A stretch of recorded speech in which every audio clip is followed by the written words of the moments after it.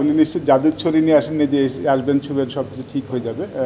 ফারুক আহমেদের একটা বড় অ্যাডভান্টেজ, আমাদের নতুন সভাপতি ফারুক ভাইয়ের সাথে আমি কাজ করেছি, তো ফারুক সেই নামটা চলে আসে আর কি।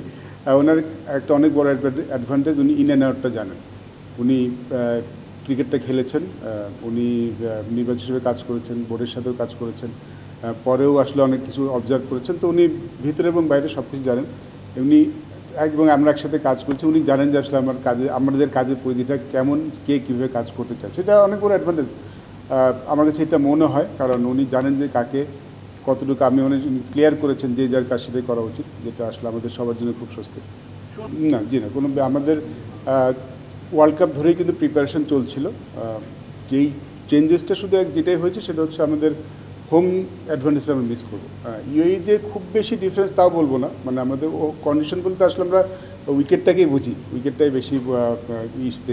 ইংল্যান্ড অস্ট্রেলিয়া গেলে হয়তো সম্পূর্ণ ভিন্ন কন্ডিশনে খেলতে হতো, যেহেতু ইউএই অনেকটা উইকেটগুলো অনেকটা আমাদের মতোই, সো সেটাতে খুব বেশি পরিবর্তন হচ্ছে না। আর প্রিপারেশন যেটা বলে আমি প্রথমে মেনশন করেছি, আমরা যেই প্রিপারেশনটা আমরা যেভাবে নিচ্ছিলাম ঠিক সেভাবে এগোচ্ছে। আমি এই ব্যাপারে বেশ সন্তুষ্ট। অস্ট্রেলিয়া আমাদের এই দলের সফরটা আমাদের জন্য অনেক বড় অ্যাডভান্টেজ হয়ে দাঁড়িয়েছে প্রায়র টু ওয়ার্ল্ড কাপ। আমার মনে হয় যে প্রথম কথা আমাদের তাদেরকে ওনাকে একটু সময় দেওয়া উচিত। উনি নিশ্চয়ই জাদুর ছড়ি নিয়ে আসেননি যে আসবেন ছুবেন সব কিছু ঠিক হয়ে যাবে। যেটা বললাম প্রথমে যে উনি জানেন, উনি কাজ করেছেন, উনি ইন অ্যান্ড আউটটা জানেন।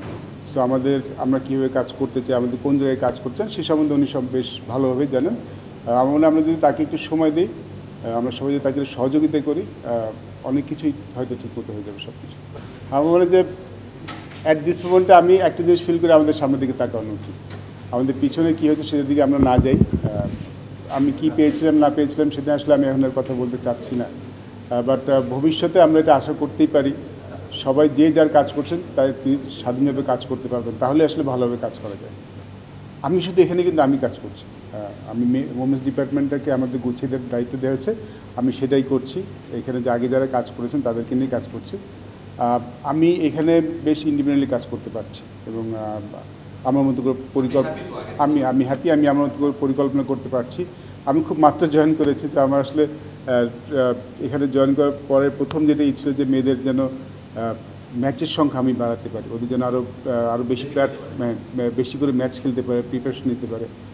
সেটারই একটা অংশ গত বছর এনসেল হয়নি, আমার মূল ছিল যে এটা শুরু করার জন্য। কারণ ক্রিকেটটা তো আসলে 15 জন ক্রিকেটারদের নিয়ে নয়, যারা খেলেন তাদের সবাইকে নিয়ে, আরও তো বাংলাদেশে আরও অনেক মেয়েরা আছে ক্রিকেট খেলতে চান, তাদেরকে যেন প্ল্যাটফর্মটা দিতে পারি পারফর্ম করার। আমার আন্ডার 18 প্রোগ্রাম আছে, প্ল্যান আছে। ঘোড়ার ক্রিকেটটা আরও একটু বেশি হয়, কারণ আমি আসার পরে দেখেছি মেয়েদের ঘোড়ার ক্রিকেটটা সবসময় অড টাইমে হয়, জুন মাসে হয়, যেটা আসলে খুব ভালো সময় নয়। সেটা যেন সঠিক সময় হয়, তারা যেন আরও ভালোভাবে খেলতে পারেন। বেশ কিছু পরিকল্পনা আছে, আমি নিজের মতো করে করতে পারছি, এটা আমার জন্য অনেক বড় স্যাটিসফ্যাকশন।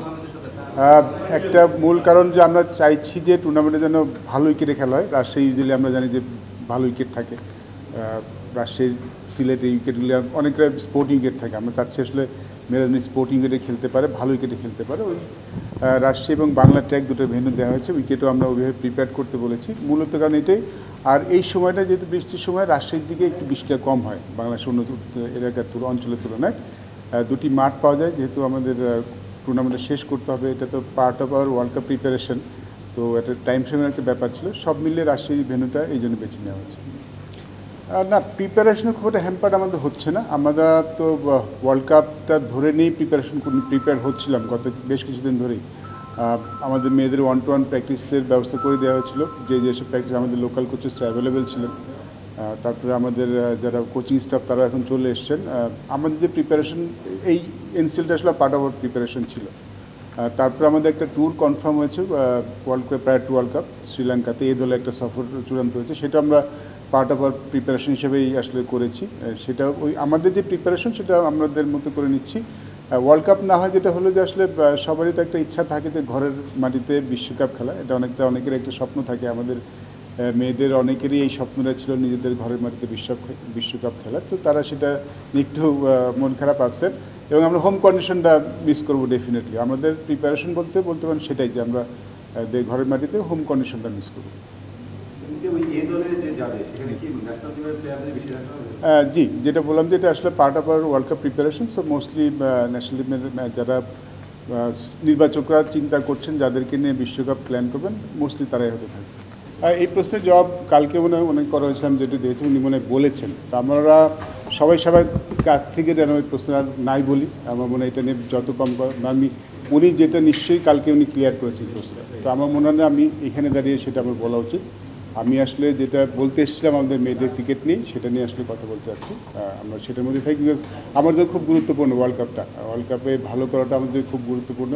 আমি চাই যে আমাদের মেয়েরা যেন সঠিকভাবে প্রিপারেশন নিয়ে ওয়ার্ল্ড কাপে ভালো করতে পারে। Thank you ma'am. না দেখুন, ভেন্যু চেঞ্জ হওয়ার জন্য আমাদের এক্সপেকটেশন, আমার পরিকল্পনার কোনো পরিবর্তন হয়নি। যেটা বললাম যে দেশের মাটিতে হলে হোম অ্যাডভান্টেজ একটা ব্যাপার থাকে, সেটাই শুধু মিস করছি আমরা। বাকি সব কিছুই আমাদের যেমন ছিল তেমনই আছে। আমাদের যে আগে যেই পরিকল্পনা ছিল তেমনই আছে, যেটা হচ্ছে ওয়ার্ল্ড কাপে ভালো কিছু করা।